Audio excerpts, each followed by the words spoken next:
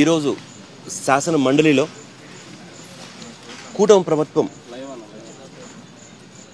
Super 6 హామీలతో పాటు super 7 హామీలు కూడా ఎలక్షన్ క్యాంపెయిన్లో చేసింది మనందరికీ తెలిసిందే. ఆ సూపర్ 7 హామీలలో మొట్టమొదటిది బీసీ ఎస్సీ ఎస్టీ మైనార్టీలకు 50 ఏళ్ళు పైబడిన వాళ్ళకందరికీ పెన్షన్స్ ఇస్తామనేసి వాగ్దానం చేసి బీసీ ఎస్టీ మైనార్టీలు వెన్నుపోటు పొడిచి ఓట్లు ఇప్పించుకొని గెలిచిన తర్వాత ఈరోజు వాళ్ళకి ఏమి సమాధానం చెప్తున్నారనేసి శాసన మండలిలో ఈరోజు అడగడం జరిగింది. అడిగితే విచిత్రంగా, అంటే ఎప్పుడు లేనంగా విచిత్రంగా గౌరవ మంత్రి గారే దీని సమాధానం చెప్పలేక ఒక దొంగ లెక్కలు, అంటే లేని లెక్కలు ఈరోజు శాసన మండలిలో ప్రవేశపెట్టడం జరిగింది.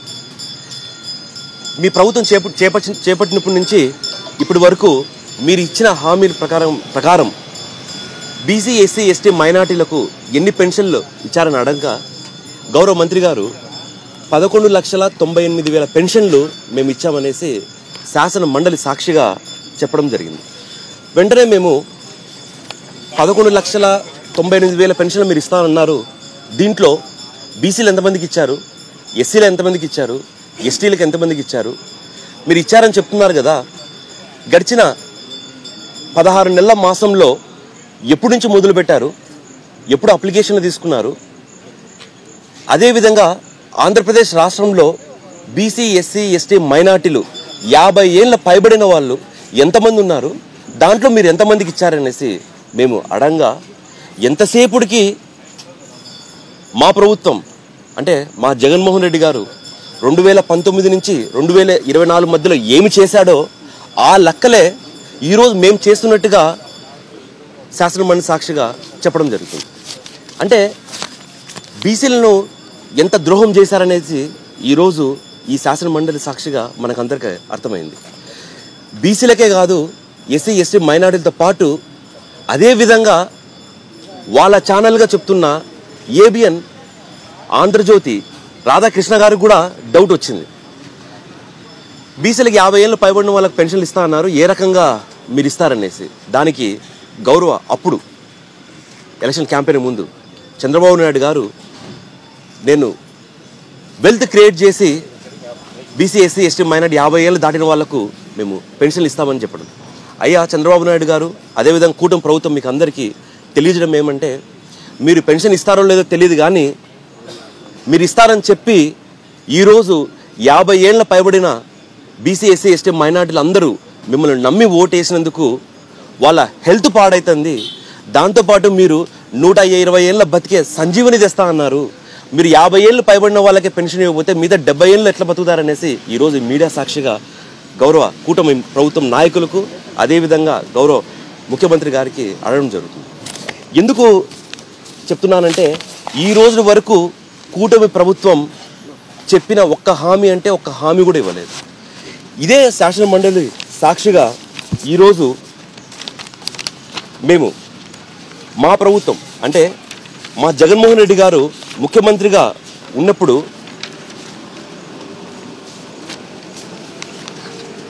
66,34,792 పెన్షన్లు ఉంటే, ఇది శాసన మండలి అధికారంగా ఇచ్చిన రిపోర్ట్.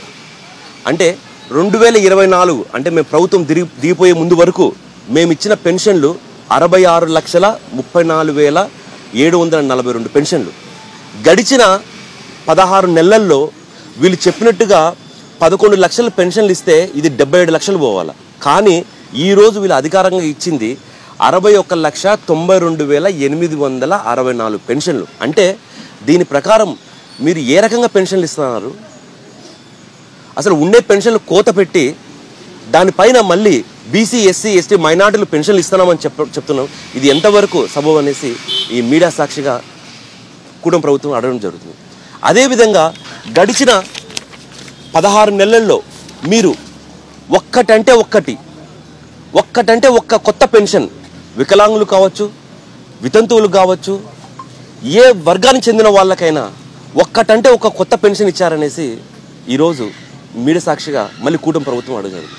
ఎంతసేపటికి ఎలక్షన్లలో మీకు నోటికొచ్చిన అన్ని అబద్ధాలు ఆడి ఈరోజు ఒక బీసీ ఎస్సీ ఎస్టీ మైనార్టీలకు ఎంత ద్రోహం చేస్తున్నారు అనేది మీరు ఒక్కసారి ఆలోచించవలసిందిగా ఈ కూటమి ప్రభుత్వానికి అదేవిధంగా ఈ చంద్రబాబు నాయుడు గారికి తెలియజేయడం జరుగుతుంది. పత్రికా మిత్రులందరికీ కూడా నమస్కారం.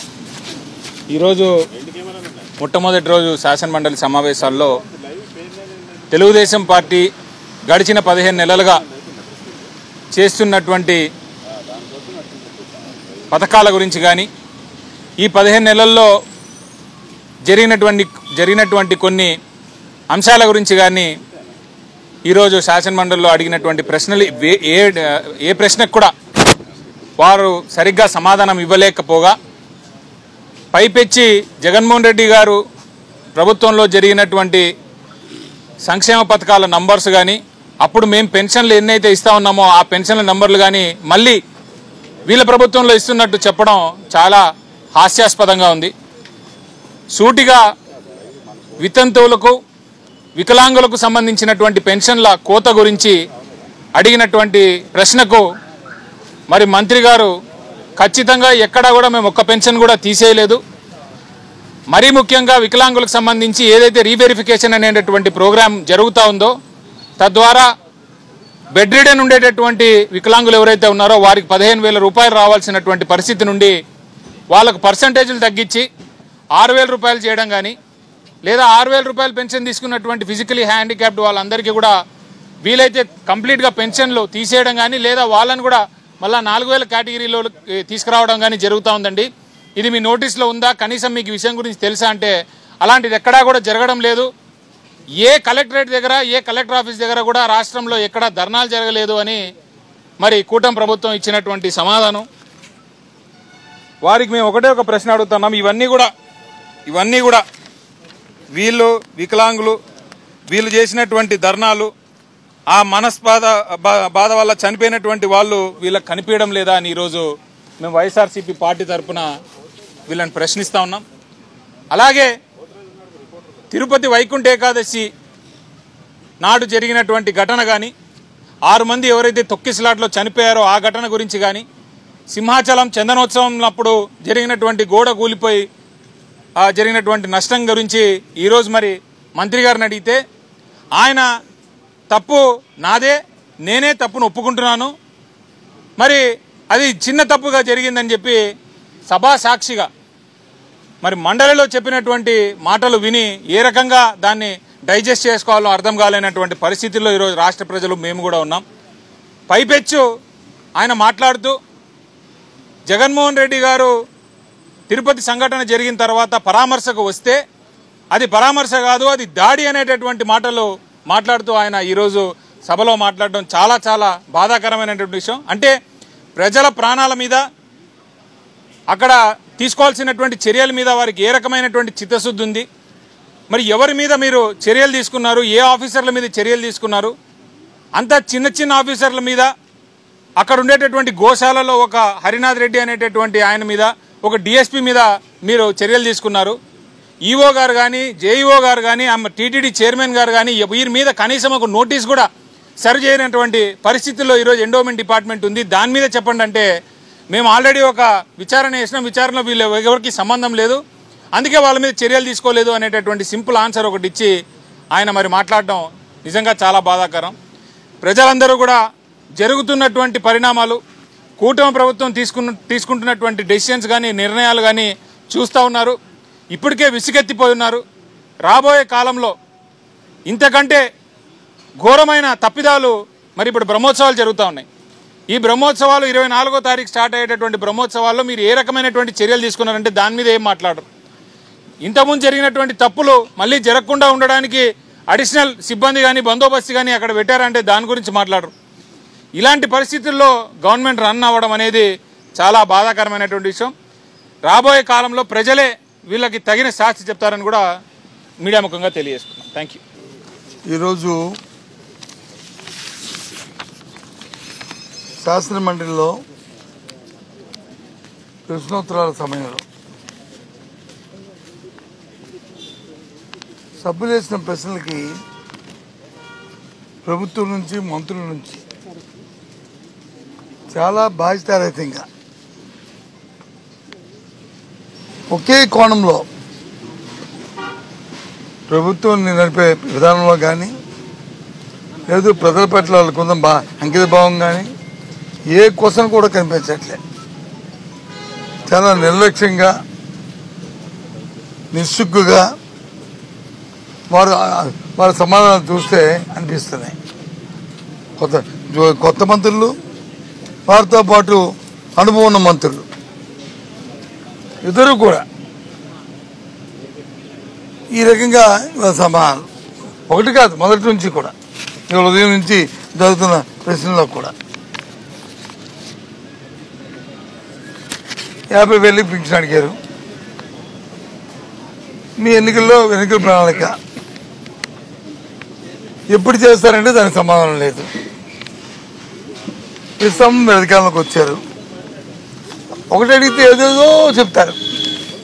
అయినప్పుడు కూడా ప్రజల తరపున మా బాధ్యత కాబట్టి వాళ్ళు 1-2 సార్లు వాళ్ళని ఒత్తిడి తీసుకొచ్చి వాళ్ళతో చెప్పిన ప్రయత్నం చేసిన నేపథ్యం. మద్యం అమ్మకాల మీద మా సభ్యులు అడిగారు, కల్తీ మద్యం రాష్ట్రంలో వస్తుంది. 5 ప్రాంతాల్లో అనకాపల్లిలో కానీ, ఏలూరులో కానీ, అమలాపురంలో కానీ, లేకపోతే అనంతపురంలో కానీ ఈ రకంగా వస్తుంది. దాని ఏం చర్యలు తీసుకున్నారు, దాన్ని ప్రివెంట్ చేయడానికి ఇంకా ఫర్దర్గా ఇంకా జరగకుండా ఉండడానికి ఏ కార్యక్రమాలు తీసుకున్నారు,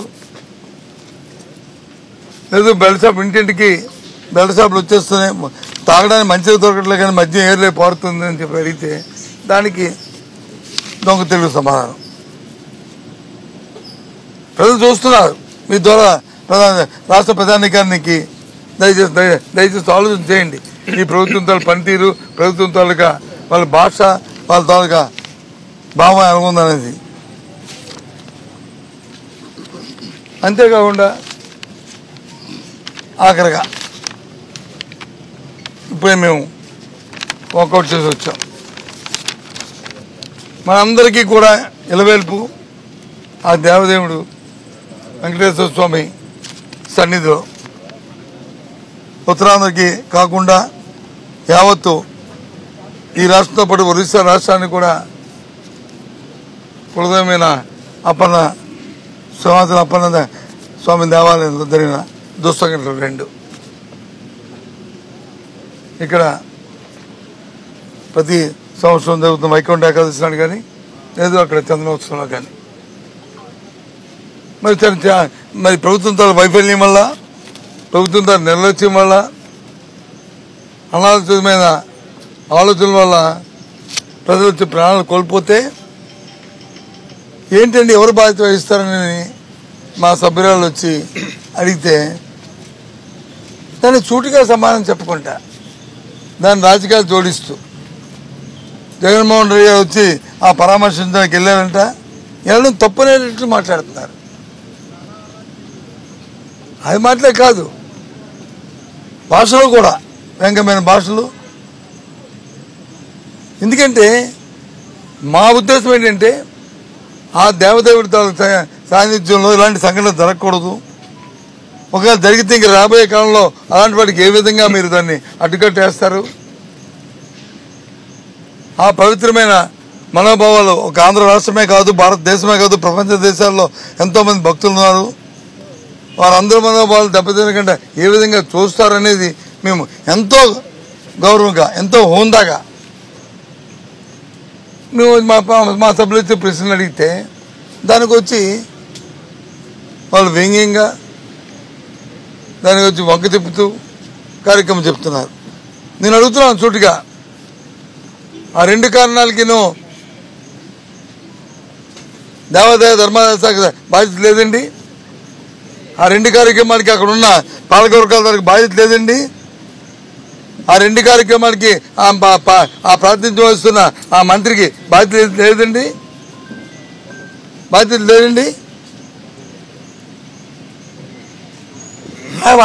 ఆ బాధ్యత వచ్చి గుర్తెరక్కంట తిరిగి మా మీద వచ్చి డ్రైవ్ చేయడానికి ఎదురుదాడి చేయడానికి ప్రయత్నం చేస్తున్న ఒక దురదృష్టకరమైన పరిస్థితి. చాలా బాధ అనిపించింది మా అందరికీ. అందుకే హౌస్ నుంచి వాకౌట్ చేసి వచ్చాం. కోట్లాది మంది మనోభావాలకు సంబంధించిన ప్రశ్న ఎంత సున్నితంగా, ఎంత సమయంతో, ఎంత హోందాగా, ఎంత గౌరవంగా ఉండాలండి. ఇప్పుడు మా సభ్యులేమే హోందాతను పక్కన పెట్టి, గౌరవాన్ని పక్కన పెట్టి, మనోభావాలను పక్కన పెట్టి మాట్లాడితే మేము అనలేదే. తీర్మానం రికార్డు చూసుకోమనండి. ఇది చాలా దురదృష్టకరమైన పరిస్థితి. అంటే దీన్ని బట్టి చూస్తుంటే ఈ ప్రభుత్వానికి ఎవరైనా లెక్కలే, దేవుడినా లెక్కలే, ప్రధాన లెక్కలేదు, మనోభావాలతో పని లేదు, సెంటిమెంట్లతో పని లేదు. ఎంతసేపు ఆ కుర్చీ, ఆ రాజకీయం తప్ప ఇంకొక కారణాలు మాకు కనిపించలే. అందుకోసమే రాష్ట్రంలో ప్రజలు పడుతున్న కష్టాలు మాకు తెలుసు. యూరియా మీద ఎంత బాధపడుతుందో రైతాంగం అంతా కూడా సాక్షాత్తు కళ్ళకట్టి చూస్తున్నాం. మీ పత్రికలన్నీ కూడా చూపెడుతున్నాయి. రైతాంగం పట్ల ఉదయం మేము మాట్లాడాం, అడిగాం, డిమాండ్ చేశాం. సరే చైర్మన్ గారు దాంతోపాటు సంబంధిత మంత్రి దాని మీద సమయం పెట్టుకుని చర్చిస్తున్నాం అంటే దాన్ని మేము అంగీకరించాం కదా. చర్చకి ఒప్పుకో అందరూ కలిపి సమయం పాటించుకొని చేస్తే ఎందుకు? మాకు కావాల్సింది రాజకీయ లబ్ధి కాదు, ప్రజలకి ఏదైతే అవసరం తీరాలి, ప్రజలకు మేలు జరగాలి. ఇక్కడ జరిగిన ప్రతి అంశం, ప్రతి చర్చ, ప్రతి అంశం కూడా రాష్ట్ర ప్రజానికి మేలు జరగాలి, మంచి జరగాలి. వాళ్ళ మనోభావాల్ని మనం గౌరవించాలి, వాళ్ళ సెంటిమెంట్స్ని మనం గౌరవించుకోవాలనే ఉద్దేశంతోనే మేము ప్రతి అంశాన్ని కూడా తీసుకుంటున్నాం. ఆ నేపథ్యంలోనే దురదృష్టం. అందుకే ఆ పరిస్థితి అక్కడ కనిపించలేదు. మంత్రి గారు బాధ్యత రహితంగా ఆయన ఇచ్చిన సమాధానం కానీ మరి మిగతా విషయాలు చేస్తున్న కార్యక్రమాన్ని చూసి ఇవాళ వాకౌట్ చేసి బయటకు వచ్చాం. దాంతోపాటు ఏదైతే ఆ రోజు వైకుంఠ ఏకాదశి నాడు 2 రోజుల కార్యక్రమాన్ని 10 రోజులు పెట్టారు. అగమన శాస్త్రాలు అవి ఇవన్నీ కొద్ది మాటలు చెప్పారు. వాళ్ళని అడిగాం, మరి ఇప్పుడు రాబోయే కాలంలో మరి మీ తాలూకా కార్యాచరణ ఏంటి, ఏ విధంగా ఉండబోతుంది, దానికి కూడా సమాధానం చెప్పని అడిగాం. ఎందుకు? ఇక్కడ జరిగిన ప్రతి మాట అది రాష్ట్ర ప్రజలు అందరూ చూస్తున్నారు. టీవీల్లో 5 కోట్ల మంది దేశంలో ప్రజలు చూస్తున్నారు, ప్రపంచంలో ప్రజలు చూస్తున్నారు. వాళ్ళకి అవసరము ఈ ప్రశ్నకి సమాధానం లే. చాలా దురదృష్టకరం. అందుకే అంత బాధ్యతగా మన బాధ్యత మరిచి మరి మాట్లాడిన ఆ మంత్రి గారు రాజీనామా చేయాలని డిమాండ్ చేస్తూ, ప్రభుత్వం దీన్ని బాధ్యత వహించాలని డిమాండ్ చేస్తూ ఇవాళ వాకౌట్ చేసి బయటికి రావడం జరిగిందనే విషయాన్ని మీ ద్వారా రాష్ట్ర ప్రజానికి తెలియజేస్తున్నాం. మీడియా మిత్రులారా, నా పేరు కుంభ రవిబాబు, ఎమ్మెల్సీ. ఇవాళ అసెంబ్లీ కౌన్సిల్లో ప్రధానమైనటువంటిది మన రాష్ట్రం వ్యవసాయ ఆధారిత రాష్ట్రం. రాష్ట్రంలో 85% ప్రజలందరూ కూడా వ్యవసాయం మీద ఆధారపడి జీవితాన్ని కొనసాగిస్తారు. రైతులు కావచ్చు, కౌలుదారులు కావచ్చు, రైతు కూలీలు కావచ్చు, కోట్లాది మంది వ్యవసాయం మీద ఆధారపడి జీవితాన్ని కొనసాగించే రాష్ట్రం. రాష్ట్రంలో దాదాపు 80 లక్షల ఎకరాలు సారవంతమైనటువంటి సాగుతున్నటువంటి భూములు మన రాష్ట్రంలో ఉన్నాయి. వరి సాగు చేస్తున్నటువంటి భూములు 50 లక్షల ఎకరాలు దాదాపుగా వరి సాగు అవుతుంది. వాళ్ళకి 50 లక్షల ఎకరాలకు గాను 6,26,000 మెట్రిక్ టన్నుల యూరియా అవసరం. కానీ ఇవాళ రాష్ట్ర ప్రభుత్వం కనీసం 40% కూడా అవసరానికి యూరియా సప్లై చేయలేనటువంటి పరిస్థితి. ఈ సందర్భంగా రాష్ట్రంలో ఉన్నటువంటి రైతాంగ సమస్యలని ప్రభుత్వం దృష్టిలోకి తీసుకెళ్దామని వైఎస్ఆర్ కాంగ్రెస్ పార్టీ తరఫున గతంలో అన్ని కలెక్టరేట్లో కలెక్టర్లకి మెమోరాండాలు ఇచ్చి ప్రజల పక్షాన రైతుల పక్షాన రాష్ట్ర ప్రభుత్వాన్ని నిద్రపోతున్నటువంటి రాష్ట్ర ప్రభుత్వాన్ని మేలుకొల్పుదాం, రైతాంగానికి న్యాయం చేసే కార్యక్రమం చేద్దామని మేము ప్రయత్నం చేస్తుంటే అడుగడుగున ఆంక్షలు పెట్టి రైతుల్ని నాయకుల్ని గృహ నిర్బంధాలు చేసి ఇబ్బంది కలిగజేశారు. సరే, కౌన్సిల్లో ఈ విషయాన్ని ప్రస్తావించి రాష్ట్ర రైతాంగానికి మేలు చేకూర్చే విధంగా వైఎస్ఆర్ కాంగ్రెస్ పార్టీ ఎమ్మెల్సీలు అందరం కూడా ప్రయత్నం చేద్దామని ప్రయత్నం చేస్తే కౌన్సిల్ స్టార్ట్ అవ్వగానే అడ్జర్న్మెంట్ మోషన్ ఇస్తే అది చర్చకి రాకుండా ప్రభుత్వం అడ్డుకుంది. ఎంతో ప్రయత్నం చేశాం. ఇవాళ మేము రాష్ట్రంలో ఉన్నటువంటి రైతాంగం ప్రధానమైనటువంటి సమస్య, పంటలు వేసినప్పుడు సకాలంలో కనుక యూరియా అందించకపోతే సరైనటువంటి దిగుబడి రాదన్న సంగతి మనందరికీ తెలుసు. సరైనటువంటి పంటలకు దిగుబడి రాకపోతే రాష్ట్ర ఆర్థిక వ్యవస్థ చిన్నాభిన్నమయ్యే పరిస్థితి ఉంది. ఇప్పటికే కూడా కనీసం 40% యూరియా కానీ ఎరువులు కానీ లేని పరిస్థితి ఇవాళ రాష్ట్రంలో ఉంది. రైతాంగం సమస్యలు ప్రస్తావిస్తున్నా కూడా ఈ ప్రభుత్వం మొద్దు నిద్రపోతున్నటువంటి పరిస్థితి ఉంది. ప్రభుత్వాన్ని మేలుకొల్పుదాం, రైతుల సమస్యల్ని కౌన్సిల్లో ప్రస్తావించి ప్రభుత్వం నుంచి సమాధానం చేపడదామని ఎంత ప్రయత్నం చేసినా సమాధానం ఇవ్వకుండా ప్రభుత్వం పారిపోయే పరిస్థితి ఇవాళ కనిపిస్తుంది. ఇది చాలా దురదృష్టం. ఎందుకంటే చంద్రబాబు నాయుడు గారు ఎప్పుడు ముఖ్యమంత్రి అయినా ఆయన విధానం ఒకటే, వ్యవసాయం దండుగనేది. గతంలో ముఖ్యమంత్రిగా అనేక సందర్భాల్లో మాట్లాడినటువంటి మాట ఇవాళ అదే నిజం చేస్తున్నాడు. మళ్ళీ ముఖ్యమంత్రిగా ఆయన వ్యవసాయం దండుగ కాదు, పండుగ చేద్దామన్నటువంటి ఆలోచనతో జగన్మోహన్ రెడ్డి గారు ముఖ్యమంత్రిగా ఉన్నప్పుడు సకాలంలో ఎరువులు కానీ మందులు కానీ విత్తనాలు కానీ అన్నీ అందించినటువంటి సందర్భం. గత ప్రభుత్వ పాలనలో జగన్మోహన్ రెడ్డి గారు ముఖ్యమంత్రిగా ఉండగా రాష్ట్రంలో ఏ రైతు కూడా ఎరువుల కోసం వందలాది మంది క్యూలు నిలబడినటువంటి పరిస్థితులు లేవు. రైతు భరోసా కేంద్రాల ద్వారా అన్నీ కూడా విత్తనాల దగ్గర నుంచి ఎరువుల దగ్గర నుంచి మందుల దగ్గర నుంచి అన్నీ కూడా సకాలంలో సప్లై చేసినటువంటి పరిస్థితి ఆ రోజు జరిగింది. దానివల్ల గ్రామీణ ఆర్థిక వ్యవస్థ బలపడి జీడిపి కూడా బ్రహ్మాండంగా పెరిగినటువంటి పరిస్థితిని మనం గమనించాం. కానీ ఇవాళ పరిస్థితి రైతులు క్యూ లైన్లు నిలబడి ఎండనక వాననక నిలబడి ఇబ్బందులు పడుతున్నా కూడా ఈ ప్రభుత్వం నిద్రపోతున్నటువంటి పరిస్థితి ఉంది. దీన్ని మేము తీవ్రంగా వ్యతిరేకిస్తున్నాం. తక్షణమే రైతుల్ని ఆదుకోవాలని ఇవాళ వైఎస్ఆర్ కాంగ్రెస్ పార్టీ పక్షంగా మేము డిమాండ్ చేస్తున్నాం. Thank you.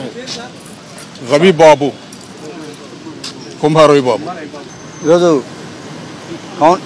గట్టిగా మాట అన్న, ఈరోజు కౌన్సిల్లో మేము కరేడు భూసేకరణ సంబంధించి ప్రభుత్వాన్ని క్వశ్చన్ అడగడం జరిగింది.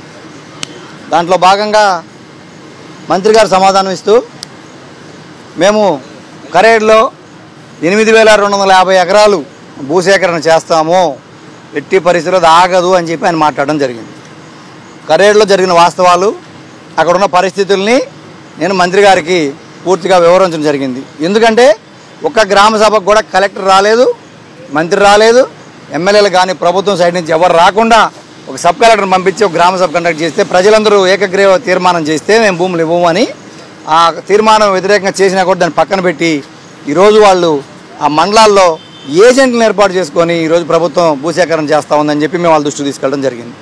అక్కడ జరుగుతున్న పరిస్థితులు చూస్తే నేను సవివరంగా చెప్పాను మంత్రి గారికి, మీరు ఏదైతే ఇండోసోల్ కోసం 2022లో నోటిఫికేషన్ ఇచ్చారో 66 జీవో ప్రకారం వాళ్ళ దగ్గర 417 కోట్లు తీసుకొని దాదాపు చేవూరు రావూరు గ్రామాల్లో 5,000 ఎకరాలు భూసేకరణ చేసిన తర్వాత మీరు వాళ్ళకి తెలియకుండా అదే ల్యాండ్ మళ్ళీ బీపీసీలకు కేటాయించామని చెప్తా ఉన్నారు.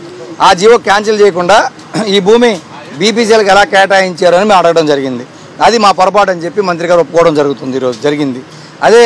మళ్ళీ బీపీసీలకు అక్కడ ఇచ్చి మళ్ళీ ఇండోసోల్ని తీసుకొచ్చి 35 కిలోమీటర్ల దూరంలో కరేడు ఊర్లో మళ్ళీ మీరు ఇండోసోల్కి 8,500 ఎకరాలు ఎందుకు ఇస్తున్నారని చెప్పి మేము అడగడం జరిగితే ఆయన దాన్ని క్లియర్గా మేమైతే కరేడులో 8,000 మొత్తం 250 ఎకరాలు సేకరించడానికి మేము ప్రభుత్వం వెనకపోయే పని లేదని చెప్తా ఉన్నాడు. అక్కడున్న పరిస్థితులు మొత్తం నేను వివరించి చెప్పా. ఆ గ్రామంలో 5,000 కుటుంబాలు ఉన్నాయి. వాటిలో ఫిషర్మెన్ కమ్యూనిటీస్ ఇన్ని ఉన్నాయి, బీసీలు ఎస్సీలు ఎస్టీలు ఇంతమంది ఉన్నారు. దాదాపు 90% మందికి ఆ గ్రామంలో భూమి లేదు. మొత్తం ఆ భూమి మీద ఆధారపడి కూలీలు వ్యవసాయ కూలీలు, ఫిషర్మెన్స్ అయితే సముద్రంలోకి వెళ్ళి వేటకి వెళ్తారు, మన్నేరుకి వెళ్ళి వేటకి వెళ్తారు, యానాదులు అయితే మొత్తం కలిసి అక్కడ అనుకూలమైన వాతావరణం, మంచినీళ్ళు వాళ్ళకంతా ఉంది. కాబట్టి మాకు ఉపాధి పోద్ది. మీ 13,500 మందికి ఉద్యోగాల కల్పన కోసం మీరు ఏదైతే ఇండస్ట్రీ తీసుకొస్తున్నారో ఆ ఇండస్ట్రీ వస్తే మాకు 20,000 మందికి ఇక్కడ ఉపాధి పోద్ది అని చెప్పి ఆ గ్రామ ప్రజలు వ్యతిరేకిస్తూ ఉన్నారు. అక్కడ వాస్తవ పరిస్థితులు మీరు అర్థం చేసుకోకుండా ఏం చెప్తా ఉన్నాడు ఆయన, 2018లో జీవో వచ్చిందని చెప్తా ఉన్నాడు. అసలు ఏదైతే సోషల్ ఇంపాక్ట్ సర్వే చేయకుండా అక్కడ ప్రజల జీవన స్థితిగతులు ఎలాగైతే ఇబ్బందులకు గురవుతాయో అది చెప్పకుండా దీంట్లో క్లాజులు పెట్టుకొని చేసుకుంటూ వచ్చారు. అది నేషనల్ హైవేలకో రాజధానులకో ప్రభుత్వ అవసరాలకు తీసుకోవాలి, కానీ ప్రైవేట్ కంపెనీలకి భూములు ఇచ్చేటప్పుడు ఈ సోషల్ ఇంపాక్ట్ సర్వే చేయకుండా భూములు ఇవ్వడం అనేది కూడా కరెక్ట్ కాదని చెప్పి మేము వాళ్ళ దృష్టికి తీసుకెళ్ళడం జరిగింది. అక్కడ 25 పాఠశాలలు ఉంటే 22 స్కూళ్ళు గవర్నమెంట్ స్కూల్స్ ఉంటే 3 ప్రైవేట్ పాఠశాలలు ఉన్నాయి. దాంట్లో దాదాపు 2,100 మంది పిల్లలు 10th క్లాస్ లో పిల్లలే చదువుతూ ఉన్నారు ఈరోజు ప్రభుత్వ పాఠశాలలు అని చెప్పి నేను చెప్తే అందరూ కూడా ఆశ్చర్యపోయిన పరిస్థితి. ఈరోజు అక్కడ ఏమింది అనేది, ఆ పంచాయతీలో భూమి ఇవ్వడానికి ఎందుకు వ్యతిరేకిస్తున్నారు రైతులు అనేది మేము వివరంగా చెప్పినా వాళ్ళు పెడజీవని పెడతా ఉన్నారు.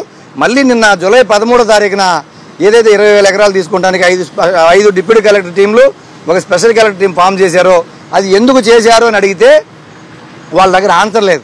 అసలు మంత్రి గారి దగ్గర దానికి సంబంధించిన డేటానే లేదు. ఎందుకు జీవో ఇచ్చారు, ఒలవపాడు రామాయపట్నం కింద ఈ కరేడు దగ్గర ఎందుకు తీసుకుంటారు 20,000 ఎకరాలు అంటే వాళ్ళ దగ్గర ఆన్సర్ లేదు, వాళ్ళ దగ్గర సమాధానం లేని పరిస్థితి ఈరోజు. దానికి ఈరోజు మేము క్లియర్గా చెప్తా ఉన్నాం, మీరు ఏదైతే రామాయపట్నం పోర్టుకి వెళ్ళే రోడ్డు ఉందో దానికి ఎడమ వైపున చేవూరు రావూరు ఉంటుంది. ఆ ఎడమ వైపు నుండే భూమి 5,600 ఎకరాలు ఇండోసోల్కి ఇచ్చేయండి 5,130 ఎకరాలు.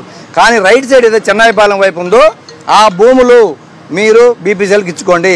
పరిశ్రమలకు మేము వ్యతిరేకం కాదు అని పదే చెప్తా ఉన్నాం. మేము పరిశ్రమలకు అనుకూలమైన భూములు అదే పోర్టు కింద అదే ప్రాంతంలో ఉన్నాయి. కానీ మీరు వితండవాదంతో అసలు ఏ అవగాహన లోపంతో మీరు ఈరోజు చేవూరు రావు రెడీ చేస్తాం, మేము మళ్ళీ కరేడు పోతామని మాట్లాడుతూ ఉన్నారు. మీకు భూములు లేకపోతే ఇంకో చోటుకు పోవాలి, మీకు భూములు ఎవరైనా వ్యతిరేకిస్తే ఇంకో చోటుకు పోవాలి.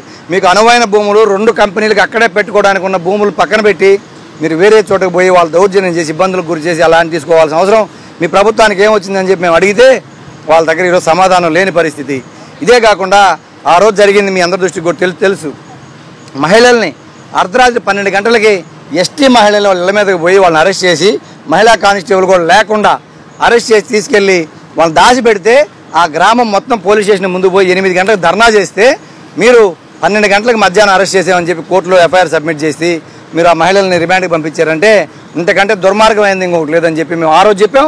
ఈరోజు కూడా దాన్ని అసెంబ్లీలో మంత్రి గారి దృష్టికి తీసుకెళ్తే వాళ్ళు మాకేం తెలియదు దీని గురించి అన్నట్టు వాళ్ళు బిహేవ్ చేస్తూ ఉన్నారు. అక్కడ 30 యాక్ట్ అమల్లో ఉందని చెప్తా ఉన్నారు. నేను సూటిగా అడిగా, మీరు గ్రామంలో 30 యాక్ట్ అమల్లో ఉన్నప్పుడు మొత్తం కొన్ని వందల వాహనాల్లో వచ్చి అదే పంచాయతీలో ప్యాకాట డెన్లు ఎలా నడుపుతున్నారని అడిగాం.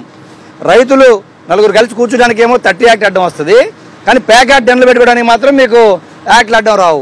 అది ఎవరు రాశారు? మీ ఆంధ్రజ్యోతి పత్రికలో వచ్చింది. ఎస్ఐలకి పోలీస్ డిపార్ట్మెంట్కి 2 లక్షల రోజుకి, మిగతా 10 లక్షలు లోకల్ ప్రజాప్రతినిధికి ఇస్తున్నారు అని చెప్పి ఆంధ్రజ్యోతి పత్రికలో కథనం వచ్చింది, వేరే పత్రికల్లో కాదు. మీ ప్రభుత్వంలో మీ పక్ష పత్రికల్లో ఐటమ్స్ వచ్చినాయి అంటే 30 యాక్ట్ అమల్ని అక్కడ వదిలేశారని చెప్పి అని చూసాం. ఈ రకంగా రైతులనేమో ఇబ్బంది పెట్టడానికి యాక్ట్లు ఉంటాయి, ప్యాకాట్ డెన్లు నడుపుకోవచ్చు, రియల్ ఎస్టేట్ ఏజెంట్లు చెప్పి ఊరి మీద పడి వాళ్ళని ఇబ్బంది పెట్టవచ్చు. ఆ ఊర్లో కరెంటు కూడా లేకుండా చేస్తున్నారు. ఈరోజు వాళ్ళని ఇబ్బందులకు గురి చేసి ఆ వ్యవసాయం పంటలన్నీ ఎండిపోయి ఆ పంటలు చచ్చిపోతే వాళ్ళు భూములు ఇస్తారని చెప్పి ఒక దుర్మార్గమైన ఆలోచనతో ఈరోజు కరేడులో రోజుకి 8 గంటలు మీరు కరెంటు కోత పెడుతున్నారా లేదా? మీరు నిజంగా మీకు చిత్తశుద్ధి ఉంటే దాన్ని బయట పెట్టమని అడిగితే వాళ్ళ దగ్గర సమాధానం లేదు. ఏమైనా సరే రైతులను భయపెట్టి వాళ్ళకి ఇబ్బందులు పెట్టి పోలీస్ స్టేషన్లో కేసులు పెట్టి నీళ్లు లేకుండా చేసి కరెంట్ లేకుండా చేసి మొత్తానికి ఆ ఊరిని కబలించాలని దుర్మార్గం ఆలోచించాలని చెప్పాం. ఇదే కాకుండా ఇంకొకటి వాటర్ విషయానికి వస్తే అక్కడ ఏదైతే చేవూరు చెరువు, కరేడు చెరువు, చెన్నాయిపాలెం చెరువు ఈ 3 చెరువుల్లో నుంచి నీటి కేటాయింపులు మొత్తం ఇండోసోల్కి ఇస్తున్నామని చెప్పి ఈరోజు ప్రభుత్వం జీవోలో ఇచ్చింది. 43 జీవోలో ఏముంది? మీరు 4.5 టీఎంసీ వాటరు ఇండోసోల్ కంపెనీకి మేము ఇస్తున్నామని చెప్పి ఫ్రీగా రాశారు. గత ప్రభుత్వం ఇచ్చింది ఓన్లీ 0.5 టీఎంసీ, మీరు అక్కడ ఉన్న రేటు ప్రకారం తీసుకోవాలని చెప్పి నిబంధనల ప్రకారం తీసుకోవాలని గత ప్రభుత్వంలో జీవో ఇస్తే దాన్ని మార్చి 4.5 టీఎంసీ నీళ్లు మీరు ఫ్రీగా తీసుకోండి ఆడ నుంచి అయినా సరే అని చెప్తే ఆడున్న కెపాసిటీ ఎంత తెలుసా? 0.72 కెపాసిటీ 3 చెరువులు కలిపితే కానీ మీరు 4.5 టీఎంసీ అంటే మా నియోజకవర్గంలో ఉండే దాదాపు 60-70 చెరువులు కలిపినా కూడా అంత నీళ్లు లేని పరిస్థితి అయితే నియోజకవర్గం మొత్తం ప్రజల గొంతుల్ని ఎండబెట్టి ఈరోజు కంపెనీ నీళ్ళు ఇస్తారని చెప్పి అడిగితే దానికి సమాధానం లేదు.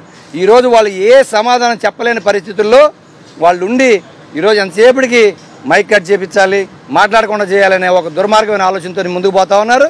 మంత్రి గారు కూడా దీన్ని డివైడ్ చేయాలని చూస్తున్నారు తప్ప అసలు అక్కడ ఏం జరుగుతుందన్న వాస్తవం తెలుసుకునే పరిస్థితి కానీ తెలుసుకున్న తర్వాత దాని మీద మంచి నిర్ణయం తీసుకునే ఆలోచన కానీ వాళ్ళకి లేదు.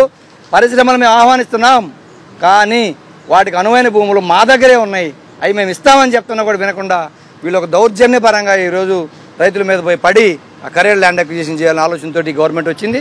కాబట్టి దీన్ని మేము తీవ్రంగా వ్యతిరేకిస్తా ఉన్నాం. ఇలాంటి అనాలోచిత నిర్ణయాల వల్లే నిన్న కాక మొన్న స్టీల్ కంపెనీ ఏదైతే గత ప్రభుత్వంలో నెల్లూరు జిల్లాలోకి వచ్చిందో దాదాపు 5,500 కోట్ల పెట్టుబడులతోటి మేము 110 ఎకరాలు ఇచ్చాము ఆ కంపెనీకి. కానీ ఈరోజు ఆ కంపెనీ నెల్లూరు నుంచి పారిపోయింది. ఈరోజు మీ ప్రభుత్వం నుంచి ఇక్కడ నుంచి వేరే స్టేట్కి వెళ్ళిపోయింది అంటే మీ అసమర్థత ఏంది? ఈ కంపెనీల విషయంలో మీరు అలా అనాలోచిత నిర్ణయాలు ఎలా ఉన్నాయనేది ఇప్పటికైనా కనుదెరవండి. మల్లవరంలో కూడా చిత్తూరు జిల్లాలో ఆల్రెడీ BHEL NTPC వెనకపోయినాయి, ఇప్పుడు ఇక్కడ వెనకపోయిన పరిస్థితి చూస్తూ ఉన్నాం నెల్లూరు జిల్లాలో. కాబట్టి మీరు ఇలాగే మొండి దూరంతో పోతే ఈ రాష్ట్రంలో పరిశ్రమలు రావు. కానీ మీరు పద్ధతులు మార్చుకొని మీరు సరైన దారిలో నడిచి ల్యాండ్ ఎక్కడ అవైలబిలిటీ ఉంది, ప్రజలకు ఇబ్బంది లేని చోట కానీ మీరు ల్యాండ్ అక్వైర్ చేస్తే పరిశ్రమలు వస్తాయి తప్ప ఇది కాదు. ఇంకోటి ముఖ్యమైన విషయం గమనించాల్సింది ఉంది. ఇక్కడ ఏదైతే క్యాపిటల్ ఇన్వెస్ట్మెంట్ ఏదైతే మీకు రియంబర్స్ చేస్తామన్నారో, సబ్సిడీ ఇస్తామన్నారో, ఇండోసోల్ కంపెనీకి 14,150 కోట్లు మీరు క్యాపిటల్ ఇన్వెస్ట్మెంట్ రియంబర్స్మెంట్ ఇస్తామని చెప్తా ఉన్నారు. దీంట్లో ఒక ఉద్యోగానికి 3,05,00,000 రూపాయలు మీరు ఇన్సెంటివ్ ఇస్తా ఉన్నారు. ఒక ఉద్యోగం మీరు తేవడం కోసం 3 కోట్లు ఖర్చు పెట్టే పరిస్థితి ఈరోజు వచ్చిందంటే అది ఎవరి డబ్బు? 3 కోట్లు కంపెనీ దారాదత్తం చేసి ఒక ఉద్యోగం కల్పిస్తారని అడుగుతా ఉన్నా. BPCL తీసుకొస్తా ఉన్నా 96,000 కోట్లు అని చెప్పి దానికి 75% క్యాపిటల్ ఇన్వెస్ట్మెంట్ రియంబర్స్ చేస్తామని చెప్పి దానికి జీవో ఇచ్చున్నారు. ఈ రకంగా కంపెనీలకు 75, 89% మీరు ఇన్సెంటివ్స్ ఇచ్చి ఈ ఉద్యోగాలు కల్పనని చెప్పి రైతులు పట్టగొట్టి ఓ పక్క నిరుద్యోగులకు ఉద్యోగాలు వచ్చే పరిస్థితి లేకుండా చేస్తూ ఉన్నారు. మీ అనాలోచిత నిర్ణయాలు మేము తీవ్రంగా ఖండిస్తా ఉన్నామని చెప్పి ఈ సందర్భంగా తెలియజేస్తాం.